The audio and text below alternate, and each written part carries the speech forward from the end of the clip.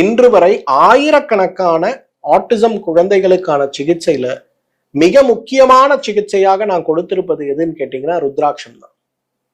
So இன்றைக்கு யாரெல்லாம் வீட்டுல குழந்தைக்கு திக்குவா இருக்கு, குழந்தை படிப்பு ஏற மாட்டேங்குது, குழந்தைக்கு கொஞ்சம் மனம் வளர்ச்சி குறைவா இருக்கு, உடல் வளர்ச்சி குறைவா இருக்கு, பிடிவாத குணம் அதிகமா இருக்கு, வம்பு சண்டை இழுக்கக்கூடிய குணம் அதிகமா இருக்குன்னு நினைக்கிறீங்களோ, நீங்க எல்லாருமே ருத்ராட்ச சூரணம் கடையில போய் 1 கிலோ ருத்ராட்சம் வாங்குங்க.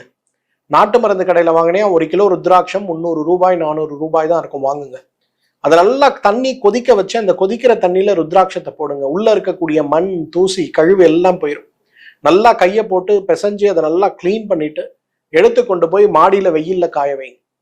வெயில்ல காய வச்சு எடுத்த ருத்ராட்சத்தை நல்லா போட்டு இடித்து அதை உடைத்து அதை மிக்சியில போட்டு நல்லா அரைச்சி சாஃப்ட் பவுடரா 1 கிலோ ருத்ராட்சம் போட்டு நீங்க அரைச்சிங்கன்னா உங்களுக்கு ஒரு 750 கிராம் சூரணம் கிடைக்கும்.